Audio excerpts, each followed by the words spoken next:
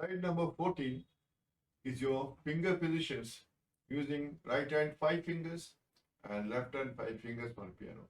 So let's start the finger movement of your right hand by placing your finger number 1 on play C, D, E, F, G, F, A, D. So repeat this movement number of times to get maximum benefit out of your playing.